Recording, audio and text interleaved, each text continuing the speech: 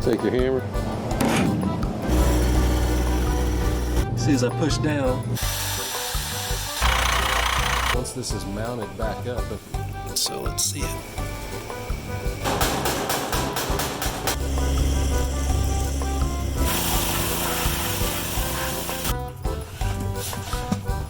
There she telling myself this is stupid.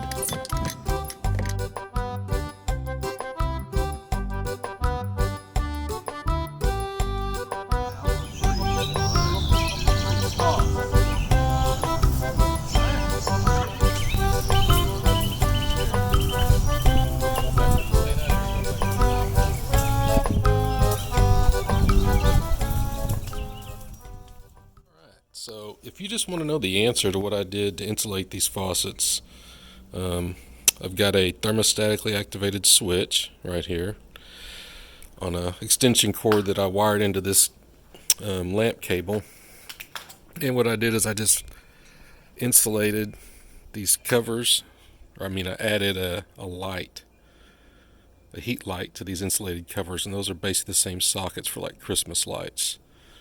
Upgraded the pull cord that holds it against the house, added a foam piece of insulation to keep the siding from acting as a heat sink, and I cut the bottom off of a pill bottle and put those on there to act as an observation light, so when the system's on I can quickly check to make sure all the bulbs are working.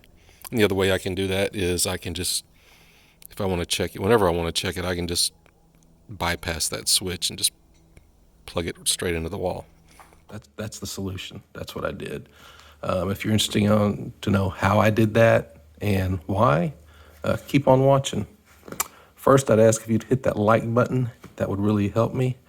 And also, especially if you're in the South where I am, where you don't have, your house isn't built with extra freeze precautions, if there's something you do that works, please put it in the comments, because this is the best solution I've come up with so far, but I'm hoping maybe there's something even simpler or easier than what I'm doing.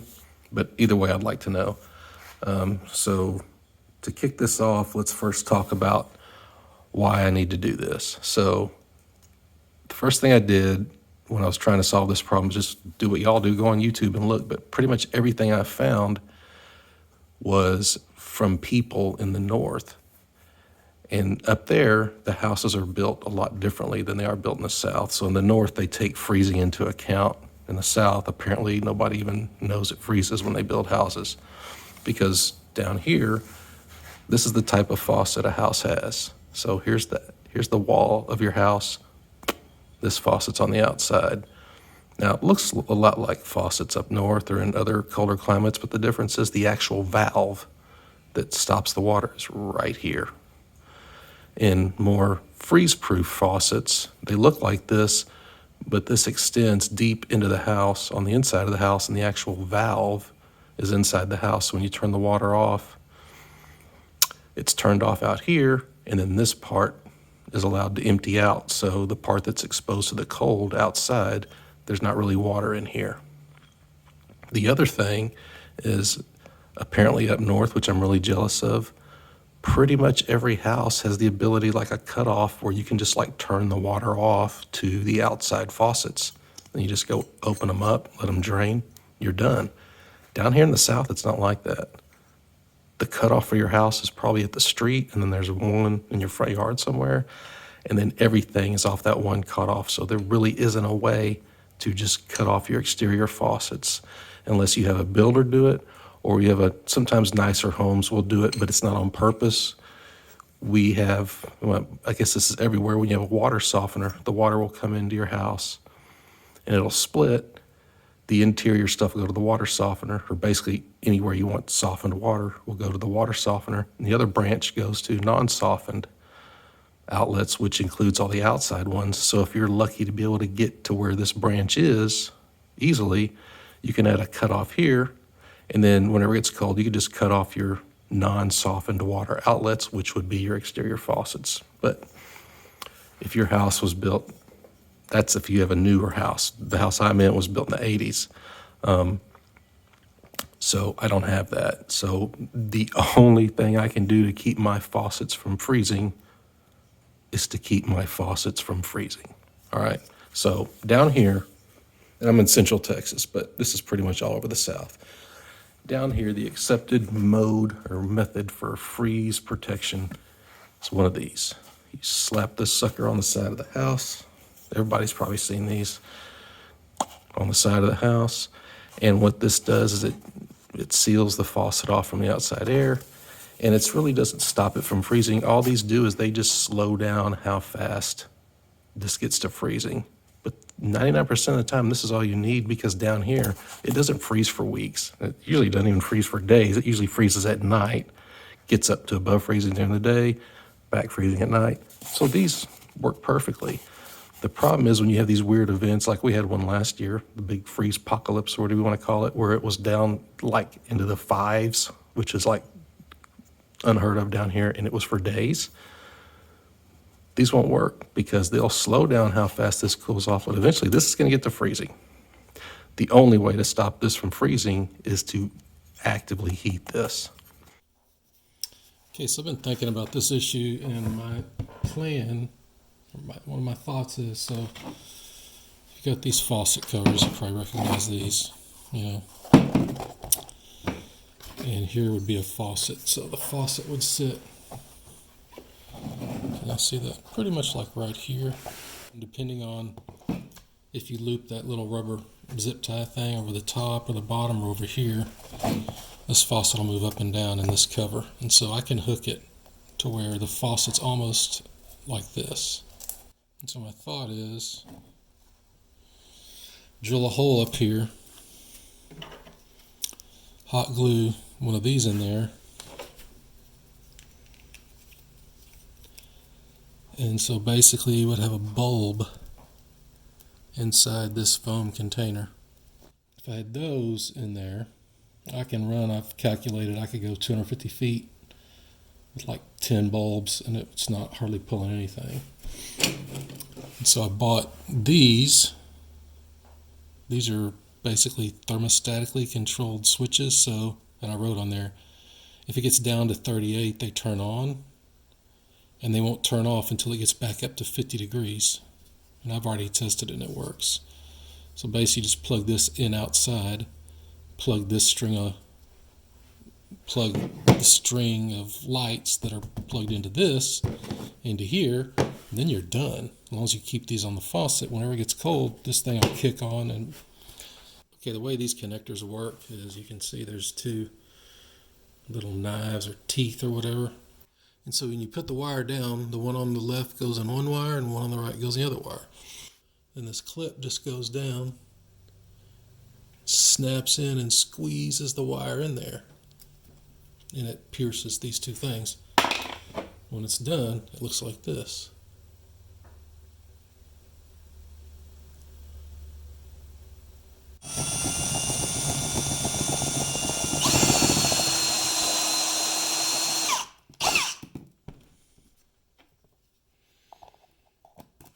So another one.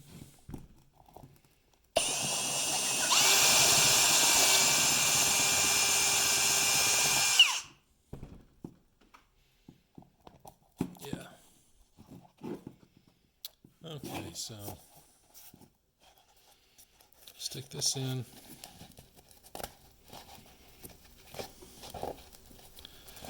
Like so.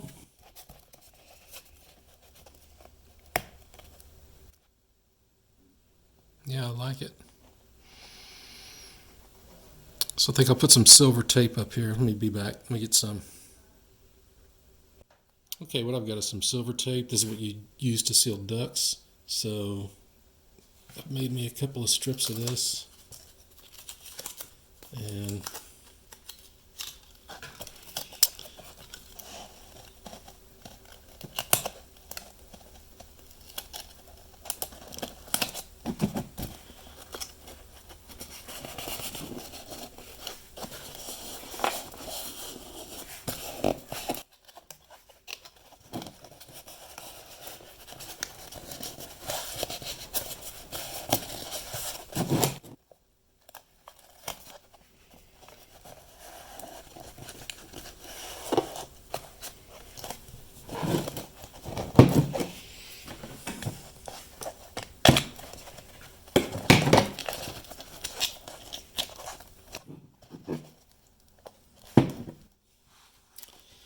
So something like that, that makes me think I probably need to put another strip of tape on there.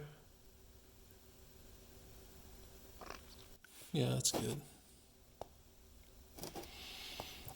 Now what I plan on doing is when I build these, putting a bunch of hot glue up here and then pushing this up into it, like, you know, letting the hot glue sit on it. And then also hot glue on the outside.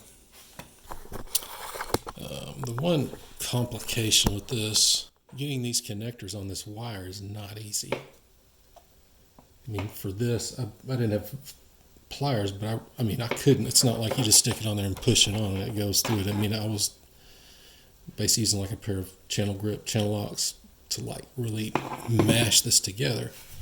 Well, I won't be able to do that inside of here. I think what I'm going to do, this is my experimental wire. I think I'm going to get my heat gun, because I'm wondering if I heat this up, if it'll make it simpler. Let me try it.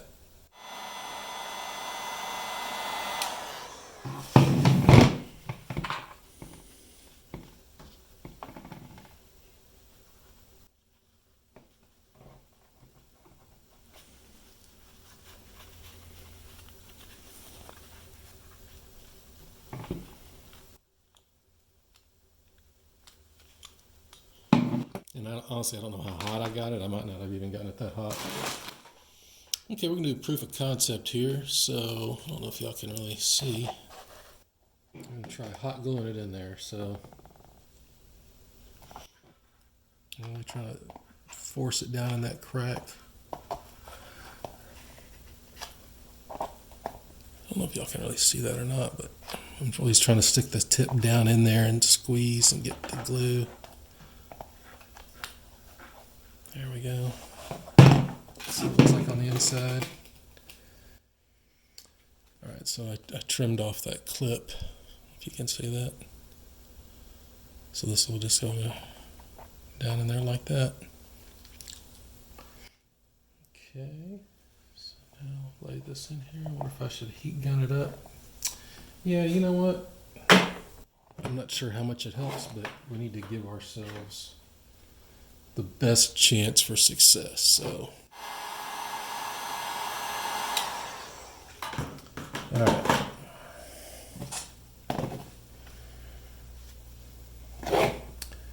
So this goes on here about right here. Oh, that made it. I think that made it a lot easier, maybe.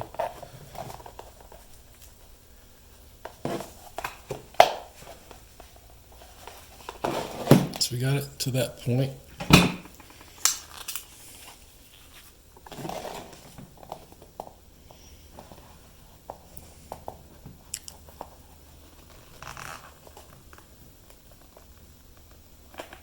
There we go. Success. And I can tell the heat gun, that did make a big difference on this one. Let's see how. Oh wow, that thing's, it's in there really tight.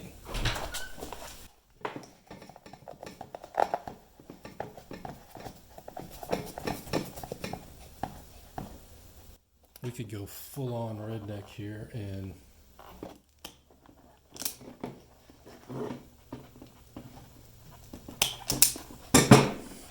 which is neutral, that one. You want to?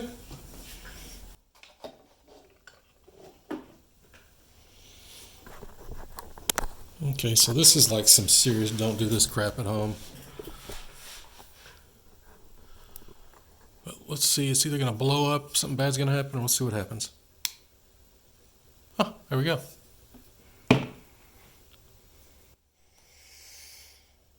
Okay, it's been on for a couple of minutes. Let's see, and it's really not that hot. So, anyway, the max is 93.6. So, I think what I'm going to do is put a cover on this, see how high it gets.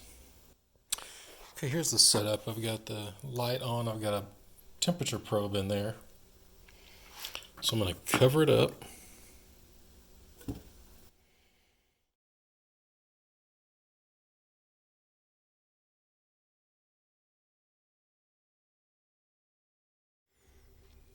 Okay, it's the next day, so we did the test yesterday with a little prototype here. That all went fine. I am slightly concerned that maybe one bulb isn't going to be enough heat, but I think it will be. If I have to come back and add one, I can. Hopefully I don't have to. But the next thing is to go ahead and make all these and attach them. So what I'm thinking is the easiest thing for me to do is to take the wire and actually string it around the house and put marks on it where I want one of these. That way I can come in here and assemble everything in here, take it back outside, hook it up. So the reason I'm using this plug is because this plug faces this way, and that way right there is due north. So it's going to face the north and get the coldest, most brutal, weather. So it's going to start here. It's going to go down there to faucet number 1. And you can see I got blue tape on there indicating that's where 1 goes. There's the TP-Link transmitter if y'all watch that video. Send an internet across the way. Come around the corner to number 2. And I left myself plenty of room right here because I may build an enclosure for this and put 3 or 4 bulbs in here, because what this does, that faucet, there's PVC that goes down and that actually runs to the greenhouse. I buried the pipe all the way into the greenhouse, but there'll at least be 1 here. We'll see what I'm going to do, because I can always just turn the water off, open that thing, and just worry about the faucet, but give myself options. Blue tape for number 3, number 4, then it runs up here over to number 5. Okay, so here's the second run. Start there at that one, then I'll probably go up, over, down to the second one. We'll come around here, around the corner to the third one, over there, across here, and then over to the fourth one, back up the wall, down, over to the fifth one, over to that plug right there, which just so that yellow bucket, that's where the first circuit's plugging into, and this one will plug in there, and so they're both on the same GFI circuit, so I can backfeed it if the power's out if I need to. And the other thing, both of these are on the north facing wall. Okay, what I've done is make a template so I can slide this on the edge, mark the center.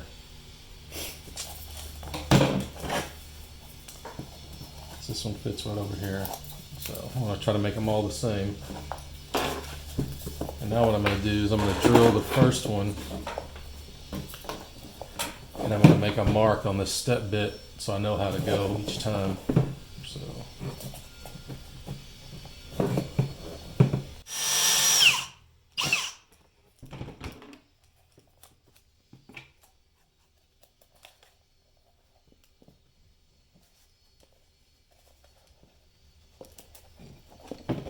seems kind of big, but I think that one will actually work really good, because then I can really get the hot glue in there, and that's what's holding this stuff in there. I've got to remember to mount these all the same way. So whichever way I'm running the wire, I won't have to sit there and think about it, because I'm going to be kind of mass producing these things.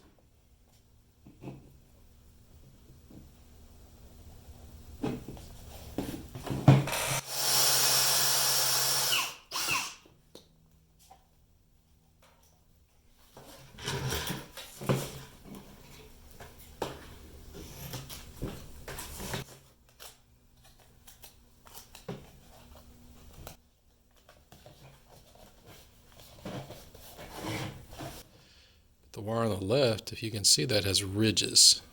See those ridges? So that's to help you keep track of which wire's which. Now, the way I've always done it is the side with the ridges, or marks. Sometimes this will be a black wire and one will have a little white stripe, whatever. The way I've always done it is the wire with the markings is the neutral. And then the other one is the hot wire. It really doesn't, I don't know if it matters or not. I'm not an electrician, but so you see I've got the ridges on the left-hand side over here. So one, I'm going to need to make sure every one of these things I install, I've got, when I'm looking at it from this orientation with the bump on the top, the ridges are on the left-hand side. Now, if the ridges are on the left-hand side, that means the ridged wire will be poked by, or penetrated, whatever, by this connector, right? The connector that's actually up here in this bump, right? If we flip it over, the connector that's in that bump is this one, the neutral. So what I'm going to do is I'm going to draw me a little picture. So that's the way I want it installed, and then draw a wire.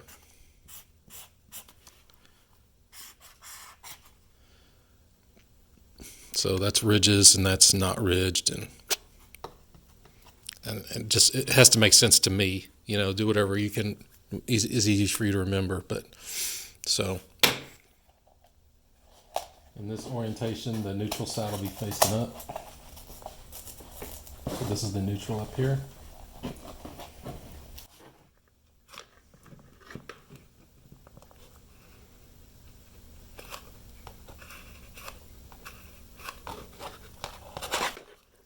Oh, I think the hot glue is maybe melting the styrofoam a little bit, and that's what it is. I was like, man, this stuff is sinking in there, but I think that's what it is. Maybe it's, I tell you, that's even, a better connection or whatever, or a better adhesion. Okay, what I'm doing now is I'm checking to make sure the foam's on there good, and I'm just going around and putting another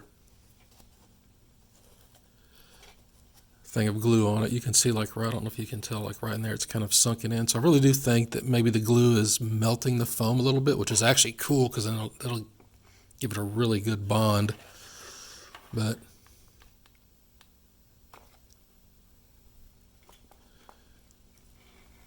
just going around, give it another little layer.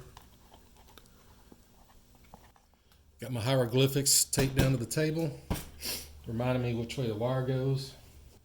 Notice I've got the bump on top, wire with the ridges on this side. We'll just do the same thing through all of these. So I've got my ridge. I don't know if y'all can see it, but I've got the ridge on this side. So I'm gonna heat this sucker up.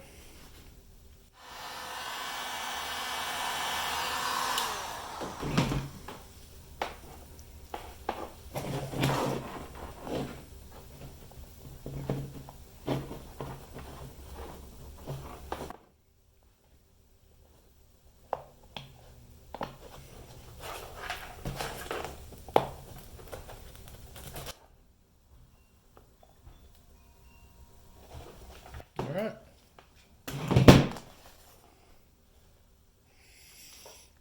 First one's done. Okay, I just finished the last one. So we're going to test them.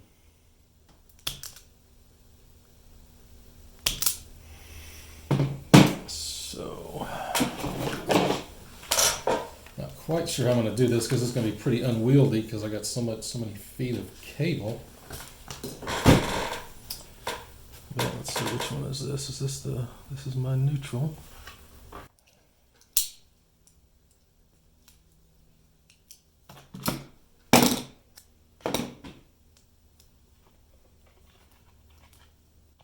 I'm going to pull these out. I'm going to test each one. And right now we're testing the neutral, which is this side post. All right.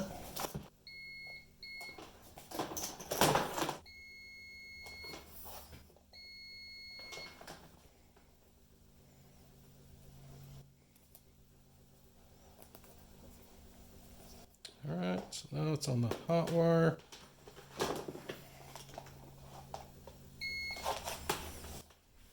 Okay, the next thing to do is to put a plug on each end of the line. If you see it's 16 gauge and it's SPT2, which is exactly what I have. Now it's not black, but it's the same gauge and same insulation thickness of what I'm using for everything else. So that was really cool. Glad I found these. It was at all places Harbor Freight. So see how this side is bigger than that side? This is the neutral. This is the hot. The ridges are on the neutral side. So I remembered correctly. One thing I finally got lucky on. Now I'm going to do a little experiment here. So something I've been wanting to try, solder joint connectors or whatever they're called. These things. So they're basically, you just put the wire in each side, heat it up with a heat gun, and it solders and connects them together. So it's like we do this. It's like we stick the wire through, maybe like this. I wonder if that's enough. I'm gonna find it.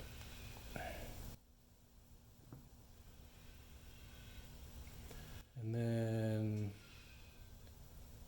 put it back this. And apparently all you do from this point is heat this up with a heat gun. Can y'all see that? Alright, now it's starting to shrink. Oh wow, you can see the solder in there melting. That's pretty freaking cool, man.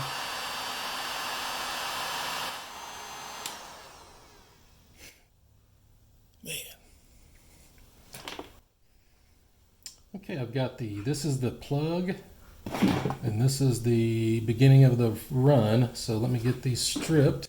You'll see what I'm doing here. I'm getting some heat shrink pre-positioned on here.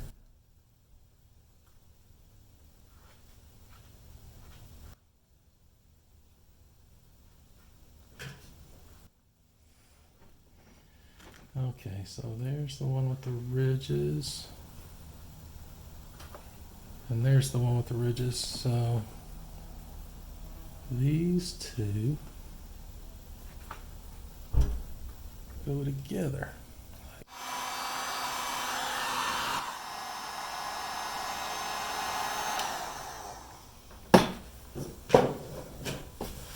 Okay, now we're going to let these cool off, and then we'll try to get that heat shrink tubing over them. So I'll come back when these have cooled off, because I won't be able to put the heat shrink tubing on right now because it'll start shrinking before I get it over the connection. All right, let's see if we can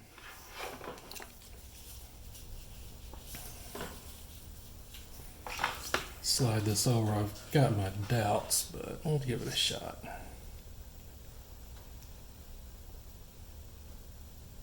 Okay, yeah, there we go.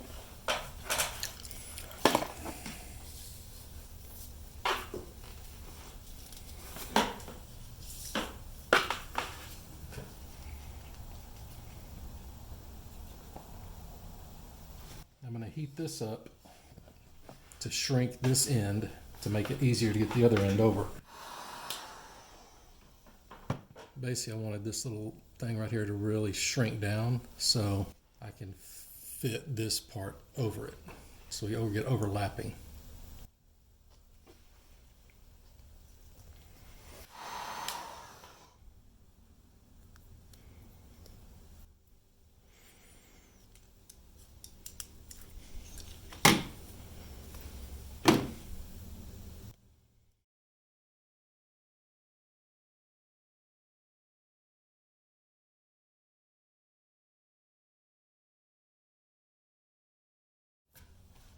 Okay, I've got it finished. I've finished putting them together.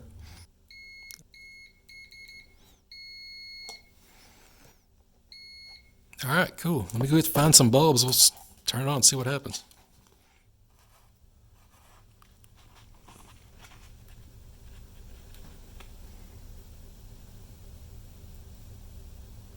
So I've got my clamp meter here. Let's measure how many amps. And I'm going to put it on the 10x so it multiplies it by 10, because I think it's going to be a pretty low amperage reading, hopefully.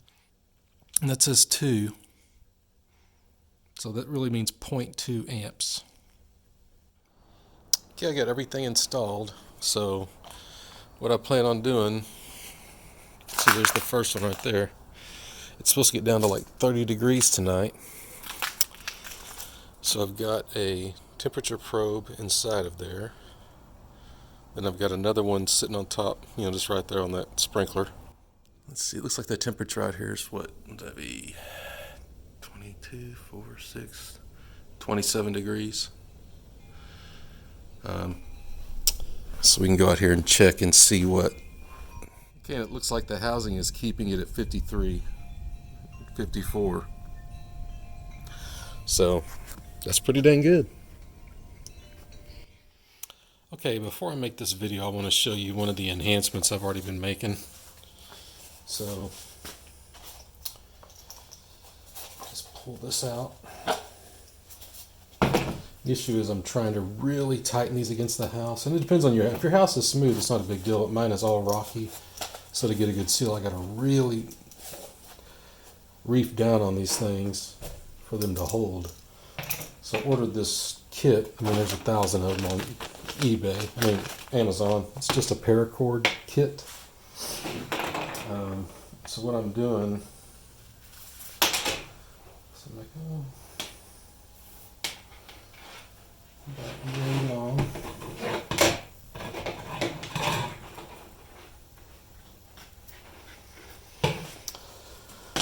Alright, and so what I'm using is cord, one of these, which are the strongest holding things, this, and then from this old attachment, this washer. Now, you can make these away from the thing and then go put them on, but then you won't be able to put on the washer. So what I've been actually doing, since I don't want to go collect them all because they're all wired together, is stick this through here. And you can use, this is what I have on hand, the washer. The only purpose this washer serves is so when these are just stored or hanging out, you don't lose the cord. Otherwise, you'd pull it through. But take the cord, this is from the old one, put the plastic washer on. It seals. And then I've been putting this one on. Then this one on.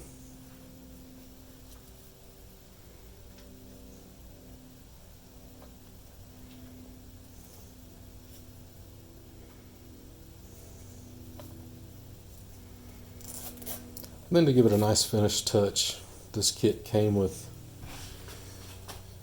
these ends. So you just put this in.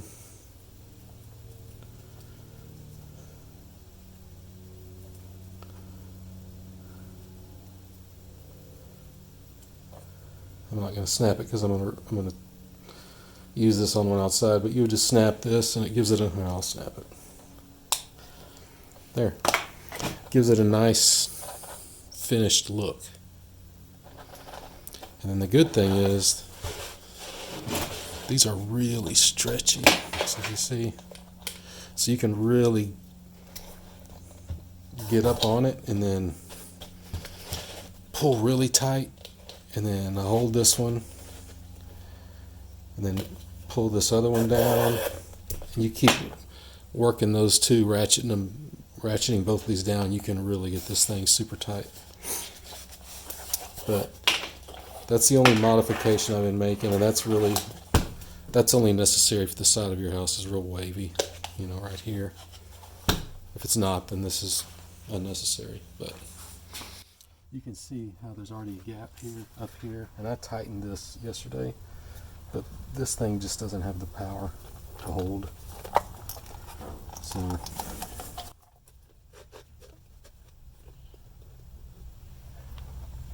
you can see how much it's mashing it down right there.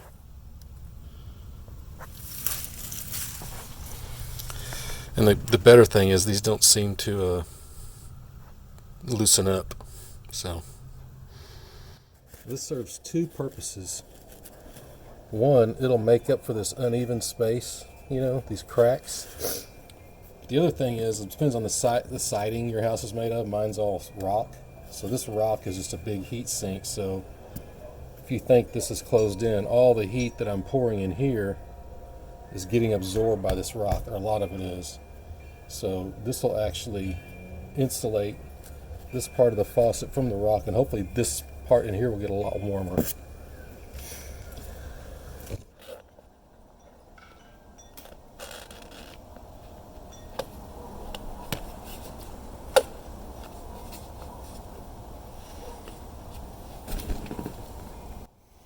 Okay, so for the last modification, we're going to create a way to monitor the status of this thing. So I'm going to drill a hole in it right here.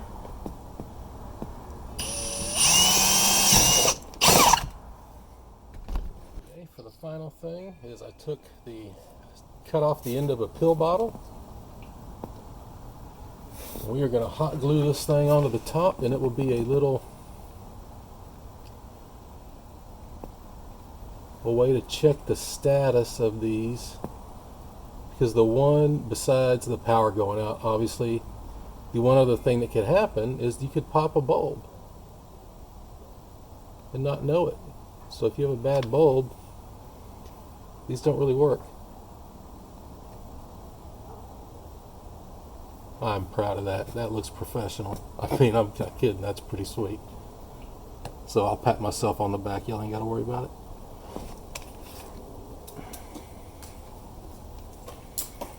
So it's not cold enough. What I'll do is I'll go plug it in. That's why I put a tiny hole so we can get much heat loss. But I'll go plug it in and just see what it looks like in the daylight.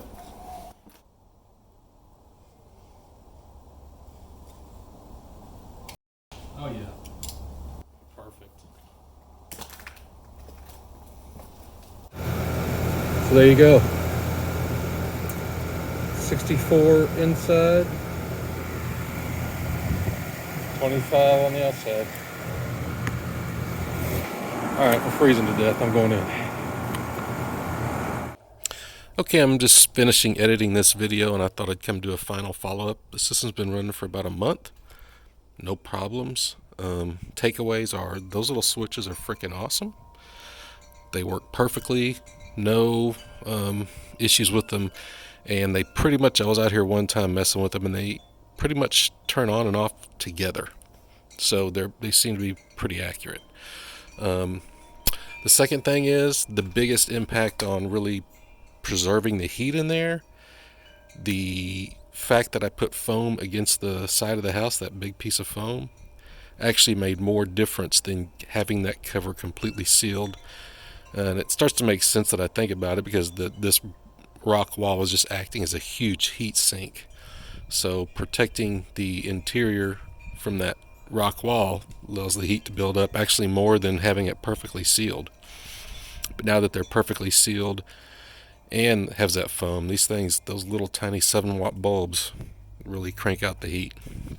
The only thing I've got left to do when I take this off the house for the summer is add those little orange observation lights to the rest of them. But other than that, the system's great. The one drawback is you have to check it every once in a while to make sure you haven't blown a bulb. But other than that, I love it, and I'm really happy with it. I really hope this helps somebody, and hope inspires you to go out there and build something like this. See ya.